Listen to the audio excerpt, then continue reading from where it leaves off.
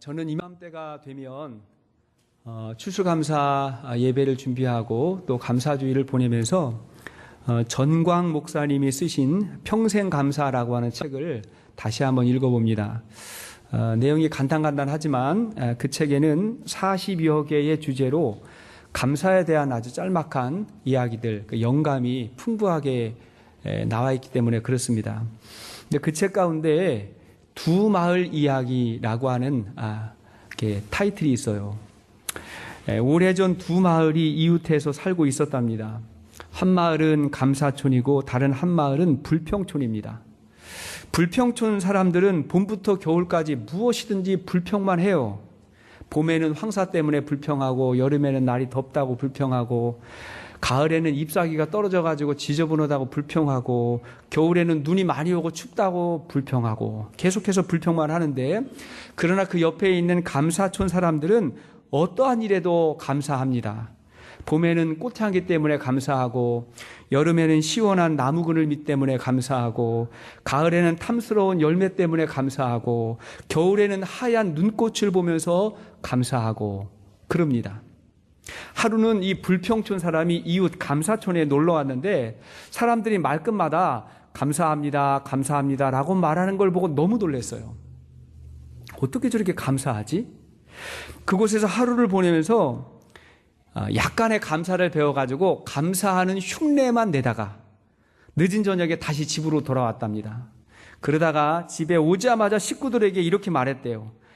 괜히 감사촌에 갔다가 얻어먹는 것도 하나도 없이 실컷 감사만 하고 왔네. 그래더래.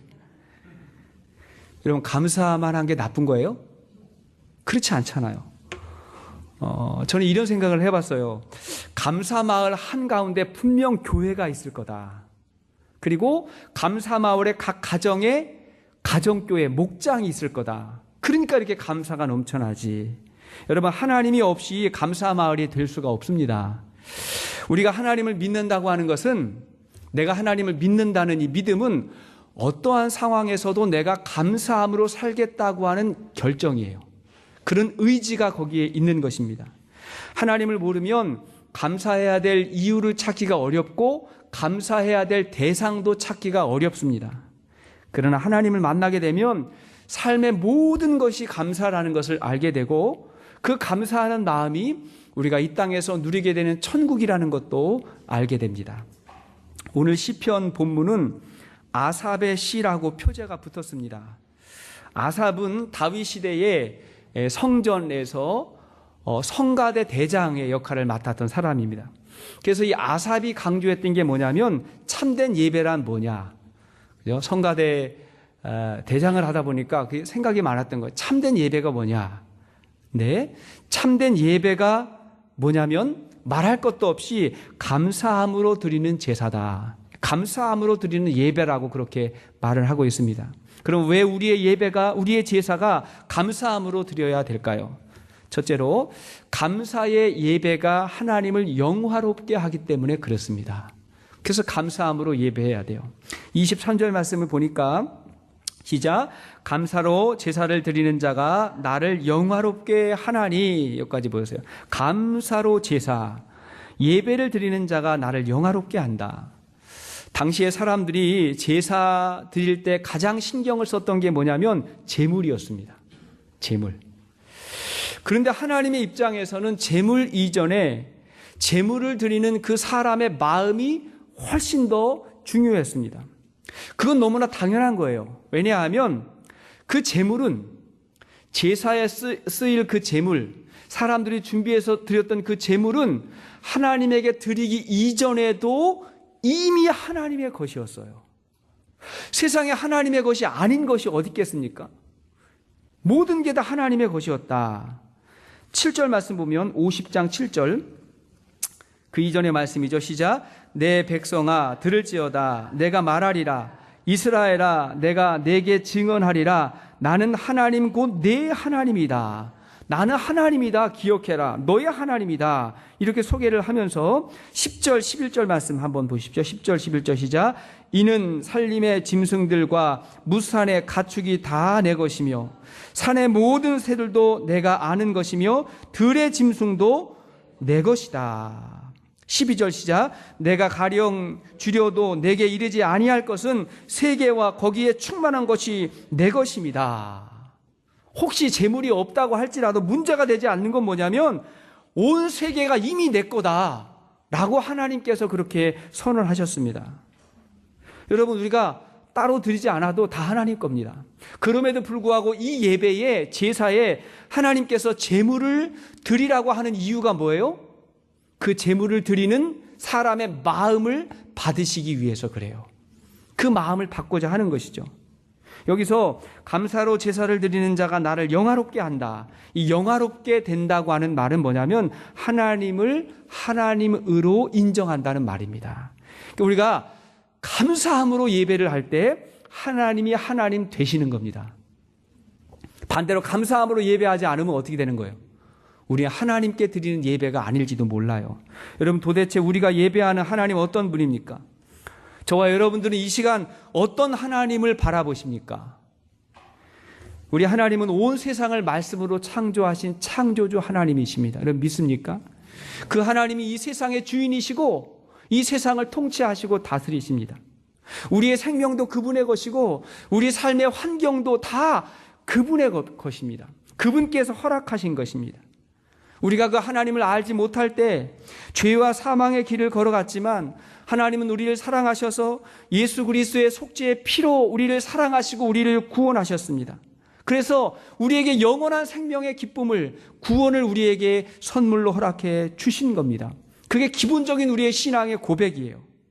이 모든 은혜와 감사의 고백을 담아서 예배를 드릴 때 하나님이 영화롭게 되고 그 예배를 하나님께서 받으시는 겁니다. 여러분, 감사함으로 드리지 않는 게 예배일까요? 어떨 것 같아요? 우리가 예배 드릴 때 기도, 찬양, 말씀을 대할 때 감사함으로 우리가 드리지 않고 받지 않으면 그것이 예배일까요? 아닐까요? 아니라고 말하는 겁니다. 그건 형식이다. 그건 껍데기다. 진짜 우리의 마음에는 감사하는 마음이 있어야 된다. 그래서 우리 교회는 감사촌이 되는 줄로 믿습니다. 감사함으로 예배 드리는 거죠. 그런가 하면 두 번째, 그렇게 감사하는 예배자는 삶의 행위를 하나님께 드립니다. 삶의 제사를 하나님께 드립니다. 이게 무슨 말일까요? 다시 23절의 말씀을 읽어보면 감사로 제사를 드리는 자가 나를 영화롭게 하나니, 그 다음에 그의 행위를 옳게 하는 자에게 그랬죠. 자, 그의 행위를 옳게 하는 자에게. 그러니까 하나님을 영화롭게 하는 사람은 그의 행위를 옳게 한다는 게 따라온다는 거죠. 하나님께 감사함으로 예배드리는 사람은 그것이 삶으로 나타난다는 겁니다. 그럴 수밖에 없겠죠. 여러분, 우리가 예배를 감사함으로 드렸는데 예배 끝나고 돌아서서 어떻게 불평과 원망을 할 수 있겠어요? 그건 그럴 수 없다는 겁니다. 정말 그럴 수 없는 거죠. 오늘날 우리 그리스도인들의 문제가 있다면 무엇일까요? 예배드리던, 하나님 앞에 예배드리던 모습과 교회 밖에서의 모습이 다르다면 그것이 문제입니다. 오늘 사실 시편 50편 말씀은 아삽이 그걸 꾸짖는 거예요. 하나님 앞에 제물을 잘 준비해서 제사 잘 드렸는데 삶으로, 그의 행위로 신실하게 살아가고 있느냐라고 하는 것을 지적하고 있는 것입니다. 하나님이 받으시는 예배자는 일상의 행위를 하나님께 드린다는 거예요. 우선 일상의 언어에서의 감사가 중요합니다. 말이 얼마나 중요해요. 그래서 유대인들의 그 격언 가운데 감사합니다라고 하는 말이 혀에 붙기 전까지는 어떤 말도 가르치지 말라, 그런 말이 있답니다. 하나님에게, 부모님에게, 사람들에게 감사합니다라고 하는 말이 가장 기본이 되어야 한다고 그렇게 가르치는 거죠. 영어에서 감사라고 하는 말을 Thank you 이렇게 말하죠. Thank you. 근데 이것은 think에서 왔다는 거 아시죠? think, 생각하다. 그러니까 생각하니까 감사한 거예요. 전엔 몰랐는데, 그러니까 하나님을 만나기 전에는 몰랐는데, 그리고 우리가 생각을 바꾸고 마음을 바꾸기 전에는 정말 몰랐는데 바꾸고 보니까 감사한 게 너무 많다. 그래서 그 감사가 흘러나와야 된다. 말 가운데 계속해서 흘러나오라고 그렇게 이제 이야기합니다. 성경 에베소서 5장 4절 말씀을 보니까 시작. 누추함과 어리석은 말이나 희롱의 말이 마땅치 아니하니 오히려 감사하는 말을 하라. 성도들은요 정말 세상을 살아가면서 감사하는 말 해야 됩니다.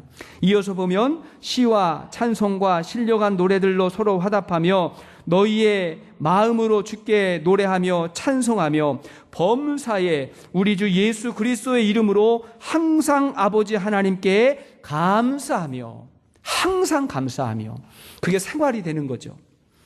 그리고 이러한 감사는 삶으로 표현되어야 됩니다. 14절 말씀을 보니까 50장 14절 시작. 감사로 하나님께 제사를 드리며 지존하신 이에게 내 서원을 갚으며. 그러니까 감사로 제사를 드리는 사람은 어떻게 한다고요? 지존하신 이에게 내 서원을 갚으며. 이 말이 뭐냐면, 서원이라고 하는 말은 뭐냐면 하나님에게 고백했던 대로 살아가며 그런 거예요. 예배 드릴 때 우리가 찬송했던 대로, 예배 드리면서 우리가 기도했던 그대로 그것을 하나님 앞에 돌려드리며 살아가는 거, 이게 당연하다는 거예요. 우리가 찬송할 때 의미 없이 하지 않잖아요. 주 예수보다 더 귀한 것은 없네. 주 예수보다 더 귀한 것은 없네. 이렇게 찬송했다면 실제로 살아가면서도 예수님이 가장 귀한 분으로 그렇게 살아야 된다는 것입니다. 나 무엇과도 주님을 바꾸지 않으리.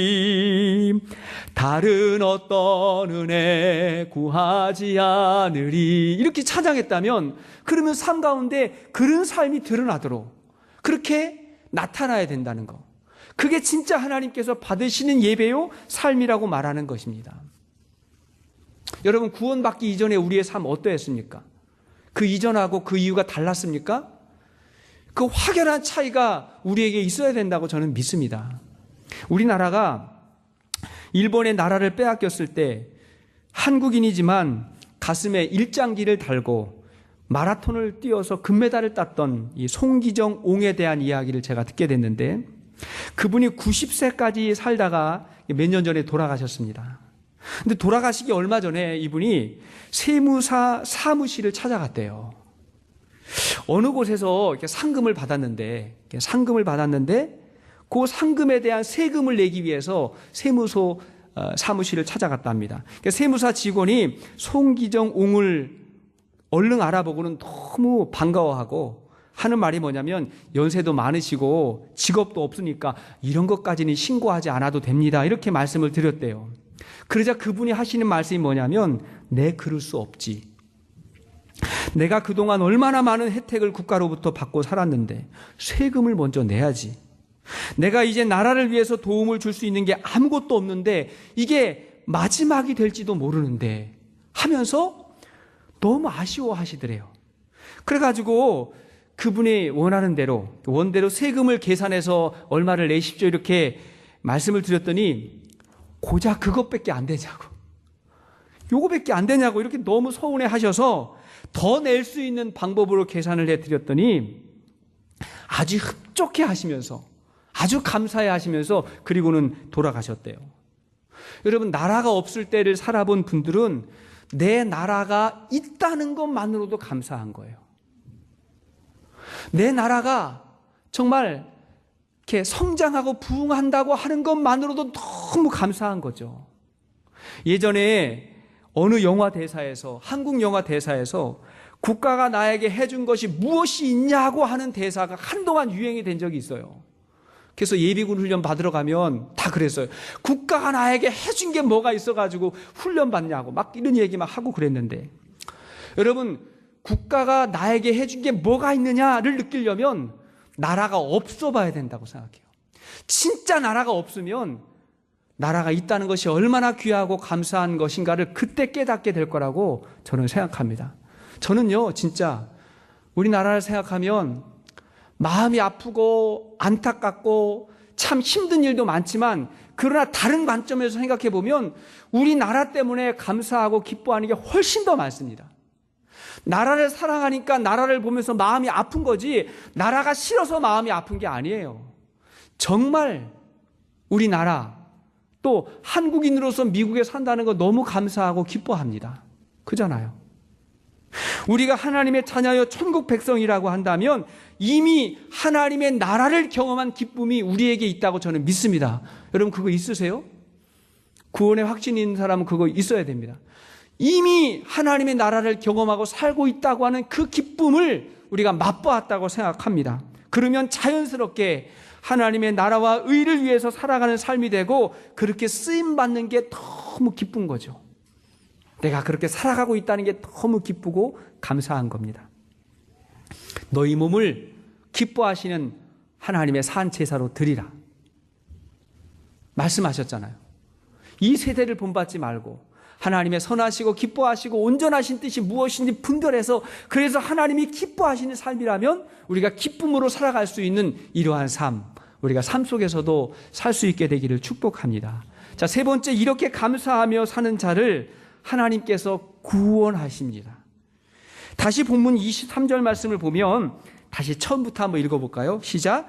감사로 제사를 드리는 자가 나를 영화롭게 하나니 그의 행위를 옳게 하는 자에게 내가 하나님의 구원을 보이리라. 여기 보니까 그의 행위를 옳게 바르게 살아가는 자에게 내가 하나님의 구원을 보이리라. 감사함으로, 진짜 감사함으로 살아가는 자에게 하나님의 구원이 임한다는 거예요. 여기서 말하는 구원은 우리의 영혼이 구원받는다는 그런 의미만은 아닙니다. 우리의 영혼은 예수님 안에서 이미 구원받았어요. 여기서 말하는 구원은 뭐냐면 이 땅을 우리가 감사함으로 살아갈 때에 하나님이 지키시고 인도하시고 하나님이 역사하시는 그 구원을 경험하게 된다는 것입니다. 여러분, 어떤 상황에서도 감사하는 자에게 하나님의 구원의 축복이 있는 줄로 믿습니다. 정말 그렇지 않아요? 15절 말씀 읽어보시죠. 15절 시작. 환난 날에 나를 부르라. 내가 너를 건지리니 내가 나를 영화롭게 하리로다. 그 앞에 보니까 감사로 제사하고 서원을 갚고 때로는 환난 날도 있어요. 근데 그 환난 날에도 나를 부르라. 감사함으로 부르라. 그러면 내가 나를 영화롭게 하리라. 하나님이 하나님으로 인정되어지는 그러한 축복이, 그런 구원이 임한다는 것입니다. 손기정 옹하고 동시대를 살았던 사람입니다. 일본군 장교였던 가와가미 가이치라고 하는 사람은 전쟁 이후에 심각한 외상 후 스트레스에 시달렸습니다. 우리 손기정 옹은 전쟁 이후에 정말 구원이 시작이 됐는데 이 사람은 그때부터 엄청난 고난이 밀려온 거예요.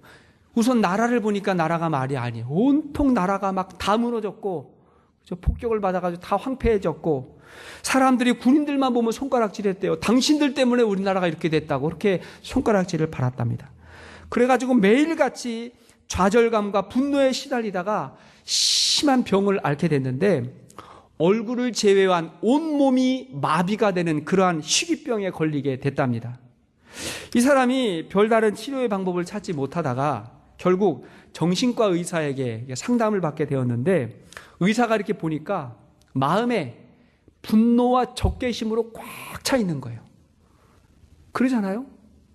국가를 위해서 그렇게 전쟁을 했는데 알고 봤더니 이게 잘못된 전쟁이었고 나라가 망했고 사람들에게 손가락질 받고 분노와 적개심으로 꽉 쌓여가지고 그걸 의사가 발견하고 나서 의사가 이렇게 제안을 했답니다. 나를 한번 따라해 보라고. 따라해 보세요. 감사합니다 하고 말해 보세요. 그랬더니 감하는데 그 다음부터 말이 안 나오는 거예요. 이 사람의 삶은 감사라고 하는 걸 잊게 된 거예요. 하나도 감사한 게 없는 거예요. 그러니까 정말 그런 병이 온 거죠. 그래가지고 이 의사가 내린 처방이 뭐냐면 하루에 감사합니다라고 하는 말을 10,000번 하라고. 꼭 해야 된다. 무조건 그냥 감사합니다, 감사합니다 이렇게 10,000번을 하라고 그렇게 처방을 내렸습니다. 근데 이 사람이 그걸 따라 한 거예요. 처음엔 잘 안 됐죠. 감사합니다라는 말이 안 나오는 거예요. 근데 억지로라도 감사합니다, 감사합니다 이렇게 하다 보니까 입으로 감사합니다라고 했던 말이 시간이 지날수록 마음에서 우러나오는 감사가 되고 그때부터는 어떤 일이 있어 누굴 만나도 감사합니다, 감사합니다 이렇게 이야기하다가 기적이 일어났어요. 손가락이 움직이고 발이 움직이고 그래서 이제 나았다는 이야기예요. 의사 전도왕 이병욱 장로님의 말은 뭐냐면요, 사람이요 머리를 한 대 얻어 맞아도 감사합니다 라고 할 수 있는 상태가 되면 어떤 병도 걸리지 않을 거라고. 한 대 딱 얻어 맞았는데 어이 감사합니다 이런 상태가 되면 진짜 어떤 병도 걸리지 않을 거라고 그렇게 이야기해요. 감사라는 게 얼마나 귀한 일입니까? 요즘에 감사 테라피라는 게 있어요. 감사 테라피, 감사 치유법. 하루 10분 감사 테라피의 저자 전광훈 교수는 매일매일 감사의 항목을 만들고 그것을 기록하고 고백하라고. 그럼 기적이 일어날 거라고. 진짜 기적이 일어날 거라고. 그러면서 그분이 말하는 감사의 10계명이 있었습니다. 감사 10계명. 그것도 좀 노하우가 있어야 돼요. 그냥 감사하라 그러면 사람들 잘 못하니까 감사의 10계명인데 그냥 들어보세요. 작고 사소한 거에 감사해라. 가진 거에 감사해라. 소중한 사람을 떠올리며 감사해라. 구체적으로 감사해라. 오감을 느끼며 감사해라. 행복한 상상을 하며 감사해라. 그럼에도 불구하고 감사해라. 앞으로 일어날 것에 미리 감사하라. 선행을 하며 감사하라. 함께 나누며 감사하라. 여러분, 우리가 신앙생활 하면서 이 10가지 중에 하나라도 못할 거 있어요? 누구나 다 할 수 있거든요. 성경이 그렇게 말해요. 제가 찾아봤어요. 성경에 감사라고 하는 말이 188번 나왔어요. 감사해라라고 하나님께서 직접 명령한 말이 36번, 감사로라고 하는 말이 5번. 그러니까 성경을 보면 감사해라라고 하는 말이 너무나 많이 나와요. 이건 하나님의 명령입니다. 그러니까 세상 사람들도 이렇게 노력하는데 우리는 더 잘할 수 있는 거예요. 왜 그래요? 우리 하나님께서 항상 기뻐하고 쉬지 말고 기도하고 범사에 감사하라고 계속해서 말씀하시고, 그리고 그렇게 하면 성령님이 도와줄 거라고 말씀하십니다. 성령이 도와주세요. 우리의 생각과 마음을 그분께서 지켜주실 겁니다. 사람들은 어떤 학교에 갈지, 어떤 직업을 얻을지, 그죠? 이런 거를 먼저 고민하지만, 그런 기도의 제목도 있지만, 하나님은 더 중요하게 어떤 일을 하든지 감사하고 기뻐하고 기도하라고, 그렇게 살면 그것 자체가 성공과 축복의 비결이라고 그렇게 말씀하십니다. 우리의 인생이 불행해지려면 불평만 하고 살면 됩니다.